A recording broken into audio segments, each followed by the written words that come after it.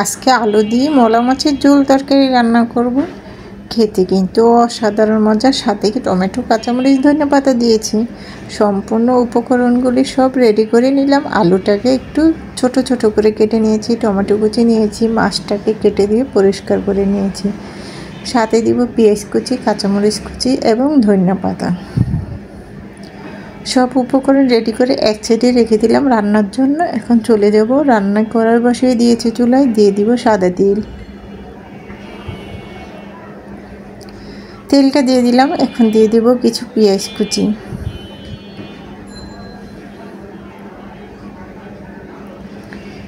পেঁয়াজ কুচিটা দিয়ে নিয়েছি, নেড়ে চেড়ে কিছুক্ষণ ভেজে নিব।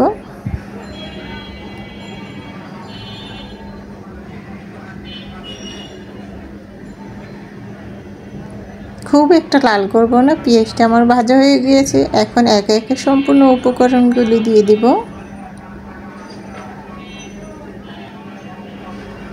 প্রথমে দিয়ে দিব 1 চামচ লবণ, দিয়ে দিচ্ছি কোয়াটার চামচে 1 চামচ লবণ, 1 চামচ হলুদের গুঁড়া কোয়াটার চামচে, আর দিয়ে দিব কোয়াটার চামচের 1 চামচ মরিচের গুঁড়া।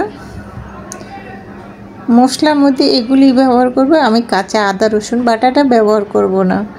একদম মশলাযুক্ত খাবার রান্না করব, খেতে অসাধারণ লাগবে। মশলা হলুদ মরিচটির তেলের মধ্যে একটু নেড়ে চেড়ে ভেজে নিয়েছি। এখন সামান্য পানি দিয়ে মশলাটাকে একটু কষিয়ে নেব। এতে মশলার কালারের রঙটা অনেক সুন্দর আসবে। মশলাটা খুব ভালো করে কষিয়ে নিয়েছি, তেলটা উপরে ভেসে আসছে। এখন আলু আর টমেটোটা দিয়ে দিব। আলুটাকে আমি ছোট চিকন চিকন করে কেটে নিয়েছি, টমেটোটাকে সেম চিকন করে কেটে নিয়েছি। আলু আর টমেটো দিয়ে এখন মাছটাকেও দিয়ে দিলাম। আলু টমেটো মাছ একসঙ্গে দিয়ে নিয়েছি। এখন নেড়ে চেড়ে মশলার মধ্যে তেলের সাথে মিশিয়ে নিচ্ছি।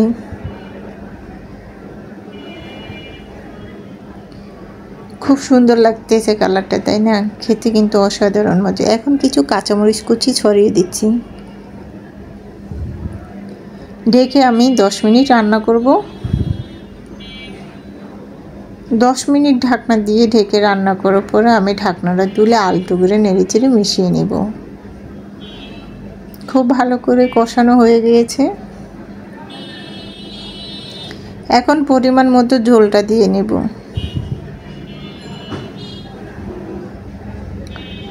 যেহেতু আমি মলা মাছ আর আলু দিয়ে টমেটো দিয়ে একটা মাছের ঝোল করছি, ছোটো মাছের ঝোল তরকারি খেতে অসাধারণ লাগে। ঝোলের পরিমাণটা সেই জন্য একটু বেশি দিয়েছি। ঝোলটা দিয়ে আলতো করে নেড়ে চেড়ে মিশিয়ে নিলাম। এখন বলক আসা পর্যন্ত অপেক্ষা করব। ঢেকে আমি আরও 10 মিনিট রান্না করব। 10 মিনিট কিন্তু রান্না করার পরে ঢাকনাটা তুলে আলতো করে নেড়ে চেড়ে মিশিয়ে নিচ্ছি। তরকারি কিন্তু আমার পড়াই হয়ে আসছে।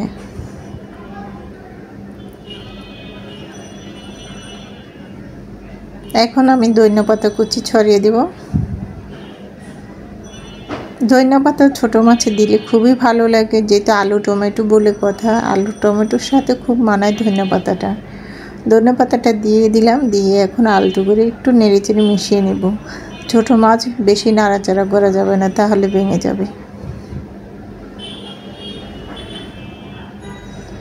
আমি যেহেতু এটা ছোটো মাছের ঝোল করছি, এজন্য ঝোলটার পরিমাণটা একটু বেশি। আমার কিন্তু রান্নাটা পরে হয়ে আসছে। আমি আরও 10 মিনিট এভাবে রান্না করব। 10 মিনিট কিন্তু ঢেকে দিলাম 10 মিনিটের জন্য।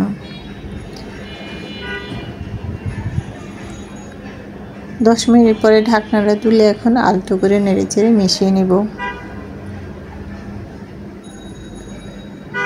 ছোটো মাছের তরকারিটা আমার রান্না হয়ে গিয়েছে। আমি ঢাকনাটা তুলে আলতো করে নেড়ে চেড়ে মিশিয়ে নিচ্ছি।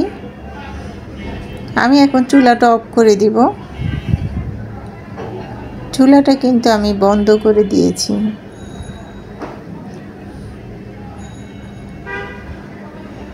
কালারটা খুবই সুন্দর আসছে, খেতে কিন্তু অসাধারণ মজা।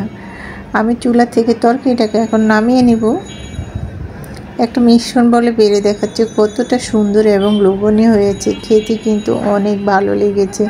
ছোটো মাছ যারা পছন্দ করে এভাবে করে একবার হলেও ঝোল তরকারি রান্না করে খেতে পারো। আমি বললাম খেতে খুবই ভালো লাগবে। একটা মিশ্রণ বলে আমি বেড়ে নিয়েছি। আমার এই রেসিপিটা দেওয়া থাকবে আমার ইউটিউব চ্যানেলে। আমার ইউটিউব চ্যানেলের নাম তো কিচেন স্টোরি বাংলা। তোমরা লাইক এবং লাল বাটনটা টিপ দিয়ে দেখো, তাহলে নিত্য নতুন রেসিপিগুলি প্রথমেই তোমাদের বাড়ি পৌঁছে যাবে। রেসিপিটি এই পর্যন্ত। আল্লাহ হাফিজ।